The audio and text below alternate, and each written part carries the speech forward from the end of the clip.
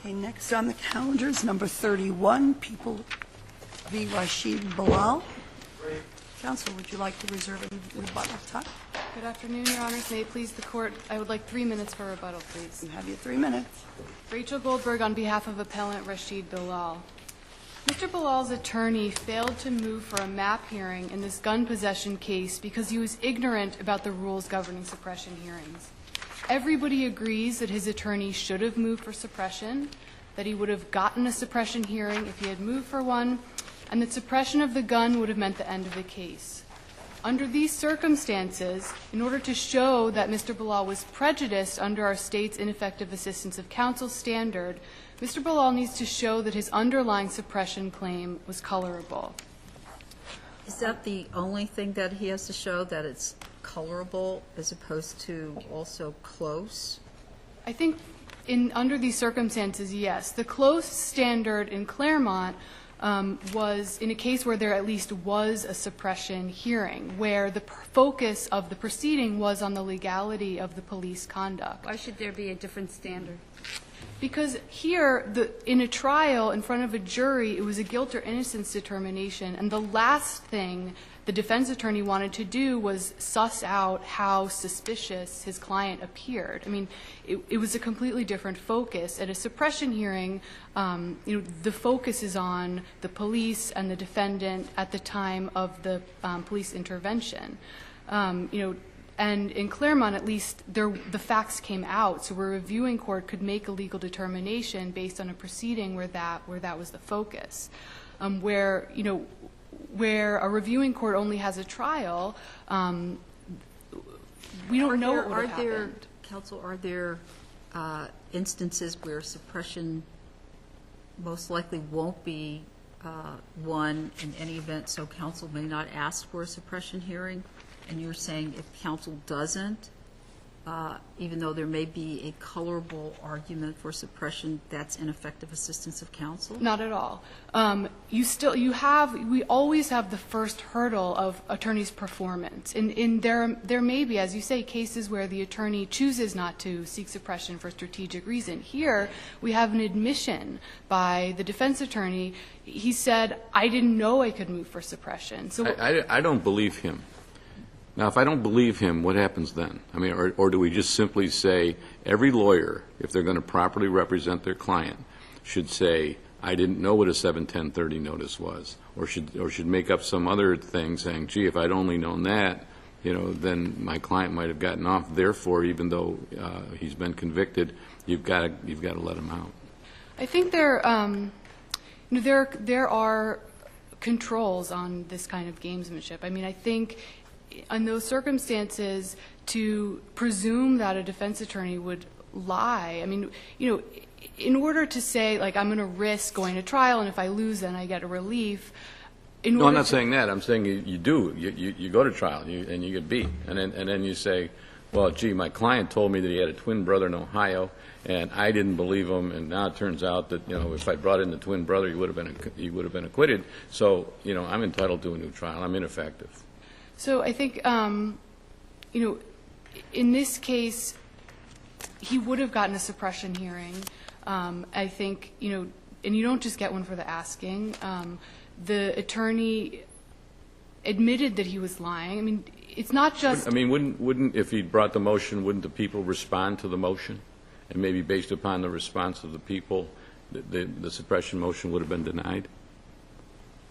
Maybe, but in this case, everybody agreed that he would have gotten the suppression hearing. I think, I'm not sure if I'm answering your question.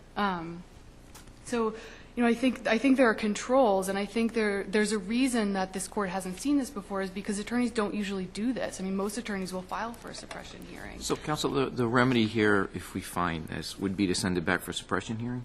So, my argument is that in order to remedy the harm that was done to Mr. Bilal, the conviction should be reversed and he should get a new trial. Is that required, or why is that? It's, I think fairness dictates that the remedy be tailored to the harm. And in this case, Mr. Bilal was harmed beyond whether or not he would have lost a suppression hearing. For example, his attorney completely abandoned the only defense in this case, which was suppression. So he couldn't have adequately advised his client about plea options, for example, even if he had lost the hearing, to say, you know, the people's case is strong, you should probably plead guilty. I mean, he didn't get that opportunity. Well, you see, that's the can of worms that you're opening up here, it seems to me. I mean, why wouldn't, if there had been the motion, the police officers say, I saw him throw the gun away? Where are we going with the hearing? Wouldn't abandonment, just like Judge Pickett said, wouldn't abandonment, it's hard for me to see. He doesn't have standing in a gun that's abandoned. It's uncontested, at least the proof I read was uncontested, that he had abandoned the gun, so that seems dispositive. So it's even less than colorable. It's almost no chance of success on that argument without the standing to get at abandonment. So he did have standing in this case, and I think the abandonment, I mean, to the extent that we're... Well, not if the court was going to rule against him on abandonment, and he was chased, he threw a gun over a fence in a construction site. Those cases are all abandonment cases. Well, we can't know what would have happened at a Well, suppression. that's the point. I mean, did the defense lawyer say, and this is what I would argue if I had the motion? Did the trial attorney? Yeah. Did anybody? I mean, no, but... So that's my... Right. If on the face of it, it looks like, you know, he threw the gun away. You want to have a hearing on, let's suppose you're there, you want on a suppression. What is the basis upon which you think this gun could be suppressed? For the abandonment issue? I mean... On any issue. I mean, Well, to say that, you know, I have standing to challenge that I possess this gun, and I want it suppressed because what? Well, the police didn't have reasonable suspicion to pursue. I mean, They didn't have what? reasonable suspicion to pursue in the first place. I mean, at most, they had a level 2, and this is all, you know, we shouldn't have to look at the trial to get at the suppression facts. Oh, right. So if we have to, if we're being forced to because of an attorney's failure, I think, and, you know, putting aside that facts may have come out differently at suppression, even if they had come out identically, I think, you know, there's a good argument that, you know, police, he didn't know he was running from police. There was barely a level 2 right to inquire. You know, as far as the abandonment issue goes, you know, he threw the gun away while he was being actively pursued by police. This was a spontaneous act because of the police illegal pursuit. So that seems to me, counsel, get you possibly to a suppression hearing, but not a reversal and a remit for a new trial.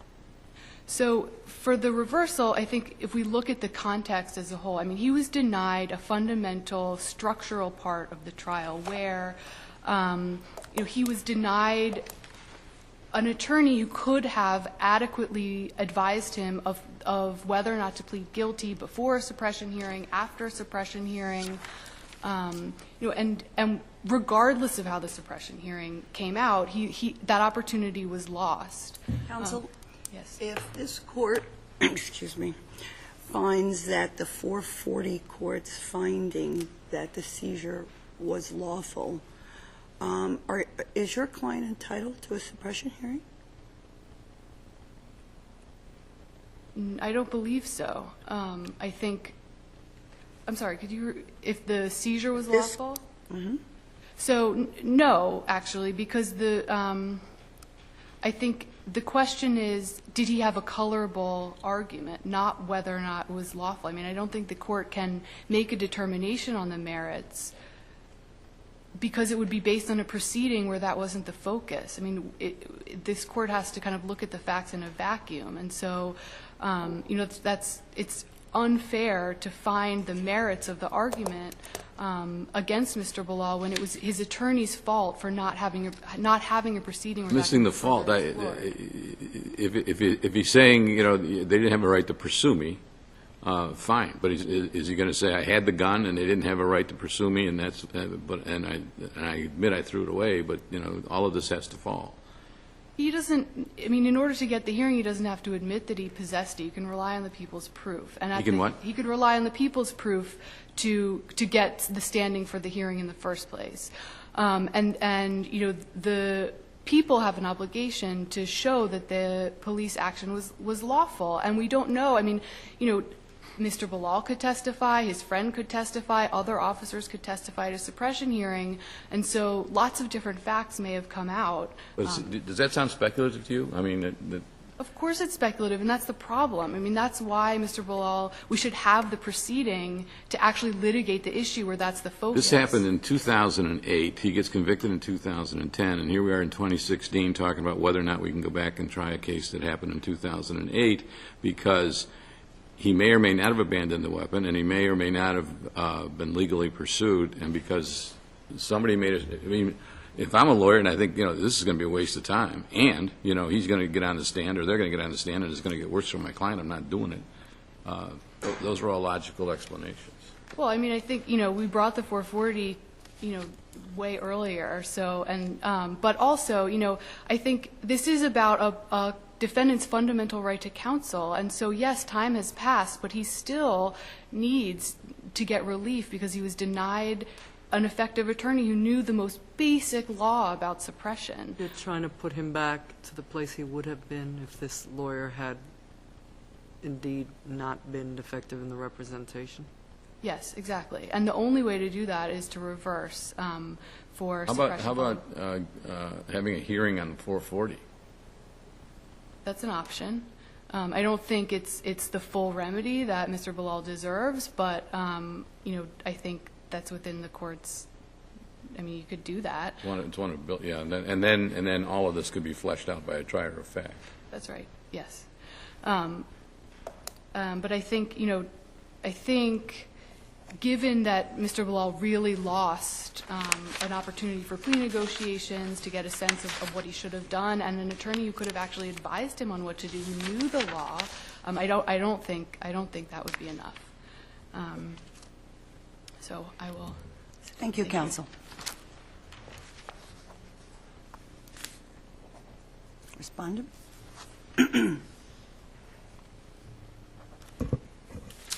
May it please the Court, Philip Morrow for the people. In the 44010 motion brought by defendant's appellate attorney, defendant relied exclusively on the trial proof to claim that the police officers lacked reasonable suspicion to pursue him, and that trial counsel was therefore ineffective for not moving to suppress the gun that he abandoned. However, in rejecting that claim, both the trial court and the appellate division correctly concluded that based on the undisputed trial facts, defendant could not have succeeded in suppressing the gun if counsel had moved for a MAP hearing. Under these circumstances, defendant has failed to carry his burden of showing that... But isn't that the question? I mean, how do we know, without the suppression hearing, how do we know what the proof would have been? I mean, there are all kinds of questions here about timing and what the defendant knew or didn't know, and and that the hearing, the trial is not where that gets fleshed out. It would normally be a suppression hearing. So to say we're limited to what was at the trial, it seems to me is unfair. Well, it's not a question on fairness because of something that the people or the judge did. Defendant brought his 44010 motion relying on the trial evidence, and the critical thing is that because it was a 44010 motion, he could have brought in additional evidence if he had it to say that the actions of the police were illegal. He could have put in an affidavit from himself. He could have had an affidavit from his friend Matthew Taylor, who was with him, any other witnesses, any other evidence, and the trial record itself presents more than ample evidence that the actions of the police that night were lawful. And on this record, it's clear that defendant couldn't have obtained suppression of the gun that he abandoned. And what's the standard in your view for our review of this? The standard here would be the same as in other ineffective assistance of counsel cases where there's a sole claimed error by the attorney. It's the Turner standard that the error has to be egregious and prejudicial, and it has to be clear-cut and completely dispositive in the defendant's favor. And here, the record shows that defendant could not have... Isn't that the standard that we use for determining whether the counsel should have done something? In other words, unless, there's a pretty high burden because there may be strategic reasons for doing or not for doing something. And then only if we find that counsel should have done something do we have to, now do we get to the second part of the question? Because here that's conceded. Counsel should have done that. So then the second question becomes, what standard do we use to determine, whether that was prejudicial, or we don't use the word prejudicial, but, but ineffective assistance. So, Yeah, the meaningful representation inquiry, but there are cases from the Court of Appeals where the court has said that the attorney should have made the motion, but the argument wasn't clear-cut and dispositive, so the defendant can establish ineffective Isn't that the assistance. standard that we should be looking at now? Is the motion, did he have a colorable chance of success? Did he have more than a little chance of success?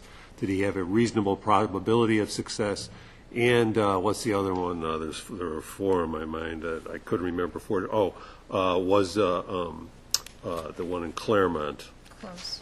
Is there a close chance of success? I count four different standards that I think three are actually referred to in this case, because I think reasonable probability is referred to in the appellate division decision, and that's the wrong standard. So everybody needs to know what the standard is when we're reviewing these motions. What do you say it is?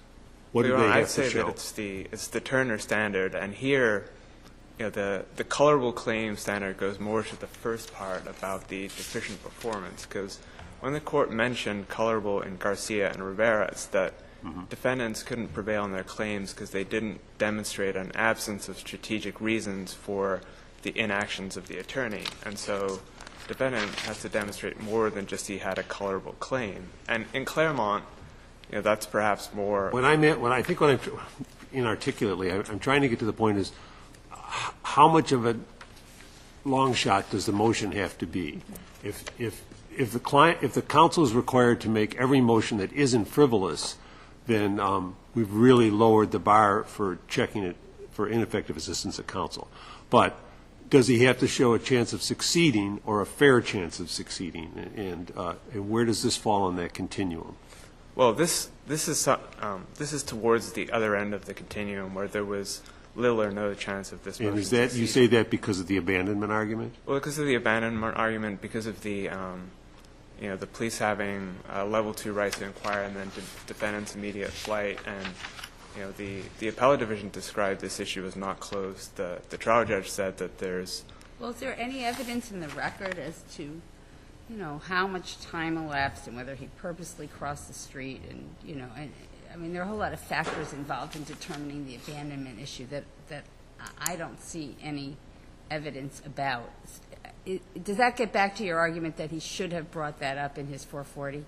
I mean, that's part of it, but the trial record did discuss in depth the officer's pursuit of defendant, and it didn't go, minute by minute or second by second, but we know that he ran along 7th Avenue. He turned on, I think, 149th Street, ran in front of the police car, came to the construction site, climbed up the fence, and then abandoned the gun. So I think that record would be.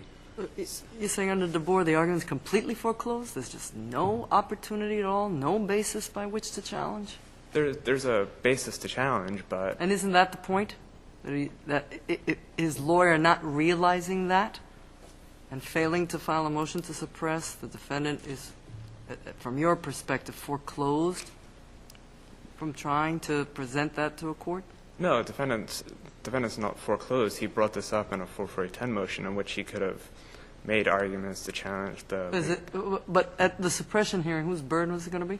The people have the burden of going forward. Right, so you've shifted the burden in your approach, have you not? No, we haven't shifted a bit. The evidence in the trial record would be more than adequate to meet that burden. But again, that's the point, right? It sort of begs the question about whether or not that's enough. His point is, his argument is not enough.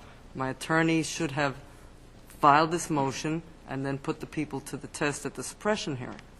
Right, but the test for ineffective assistance of counsel is not just that there's any claim that counsel could have raised that isn't completely frivolous. But what did we say in Claremont about this failure to file these suppression motions? Well, Claremont, there was a suppression motion. The defense attorney made a number of errors at the hearing, and the court said that its confidence in the fairness of the proceedings was undermined because it was a close case. But here, the case for suppression really isn't close, and there are. Well, what if we decided it was close? What would be, and that there was a colorable claim, what would be the remedy in your view? I think if the court decided that there was a colorable claim and defendant's attorney's failure to raise it denied him meaningful representation, then the remedy would be to remand for a suppression hearing, and then defendant would only be entitled to a new trial if he were to prevail at the hearing. Well, counsel, let me get back to Claremont. If the argument is if you make the motion and you do a bad job, you might get another shot. But when a lawyer doesn't make the motion at all, you get no shot. Where's the logic in that? Well, the logic in that is that the court described the issue in Claremont as close, and the appellate division and the trial courts here looked at it and said this is not a close issue. And in the So you would agree that we should use the same standard regardless of whether there was a hearing or there wasn't, or do you agree with defense counsel that it should be a different standard? I don't agree with defense counsel that it should be a different standard, and I think here that the posture of this is on a 44010 motion relying on the trial evidence, and there would be a more compelling argument to remand for a hearing on the 44010 motion or have further fact finding if there were any kind of evidence that the police actions weren't legal here, but we have nothing in that respect. Your point in the beginning was that the defendant relied on the trial record and didn't bring in new evidence. On the 440, the burden is on the defendant, correct? Yes. So that he or she has to bring in evidence to demonstrate that they're entitled to either a hearing or to the relief. Exactly. And in this case, given that the facts were undisputed, the trial judge was able to rely on the record and resolve the motion. And if the court were to find that the defendant were entitled to some kind of remedy, as Justice Abdul Salam was talking about, I think it's Caracedo and Claremont stand for the idea that the most that he would be entitled to is remand for a suppression hearing, not a whole new trial. But in this case, given the evidence at trial, the level 2 inquiry elevated to level 3 by defendant's immediate flight, and then the abandonment issue, the outcome of any suppression hearing is beyond debate. The evidence of immediate flight has some possible avenues for challenge too, based on what defendant did or didn't know about the police being police. There are potential avenues, but again, there was no evidence brought out at the 44010 motion. It would be easy for defendant to say in an affidavit, anything of that nature that somehow he didn't know that there were police officers. He didn't know who he was running from. If the court doesn't have any further questions, then we would rest on the arguments in our brief. Thank you. Thank you. Counsel? Counsel, the 440 paper is deficient? We asked for a 440-30 hearing. The judge denied it, where we could have presented additional facts. At that, the issue in front of that of the 440 judge was, counsel's ineffectiveness, and so, we could have had the opportunity to present facts at that proceeding, but we were denied. I think, a case that this court is going to hear this afternoon shows just how different facts can come out at a suppression hearing and at a trial. And so, I think, Judge Stein, you're right that, we have no idea how this would have come out at a suppression hearing, and all of these facts could have come out completely differently. So is that's what troubles me. You say we have no idea how it would turn out. Well, then why are we having a hearing? I mean, it would seem to me at this point you ought to be able to say we have a more than likely chance that this gun would be suppressed because of 1, 2, 3, and 4. Not there wasn't a hearing, and we have no idea what would have happened at the hearing. So the lawyer's ineffective, and the conviction has to be reversed, and we're entitled to a new trial. Right. I mean, I think you're right that there should be some bar, some test, and there is, and that's the colorable test. I mean, you shouldn't just. Well, you said you have no idea how it's going to turn out. But given the constraint that we have to look at the trial facts, I mean, I think, to the extent that you need some kind of limiting. Suppose he pled guilty. Yes. Does that mean you foreclose from a 440 because there's no trial? Well, you could look at, in those circumstances, you look at the facts that you have, so you would have the You would bring them out. complaint. That's what your opponent's arguing. So you just relied on the trial. You didn't come in with any new evidence or new facts that would have indicated that the police actions would have been found lawful under DeBoer and that the gun was abandoned. I mean, under those circumstances, you would look at the facts you have. I mean, another alternative would be to say, look, you know, if you can't look at the trial record at all, then, you know, if you would have gotten a suppression hearing, then, you know, that's enough. That shows prejudice. Just you didn't get one. Right. Because the lawyer didn't ask for one, I'm entitled to vacate my guilty plea, vacate my sentence, and go to trial. The lawyer didn't ask for one, and I would have gotten one. Because, you know, we can say that on this case and in other cases too. Like, is there a material fact in dispute? You would have gotten a suppression hearing, and if you didn't get one, and suppression was the issue in the case, like it was here, then yes, you get your plea back. I mean, So if we were to send it back for just a suppression hearing, and it turns out that there really isn't anything else that would have been presented, or it comes out the way it's denied anyway, that the defendant wasn't entitled to suppression, then that's the end of it, right? right. I mean, again, under those circumstances, he won't ever get back what he truly lost. But yes, that would. I mean, under those. He would be able to appeal that decision, the suppression decision, to the appellate division. Thank you. Thank you.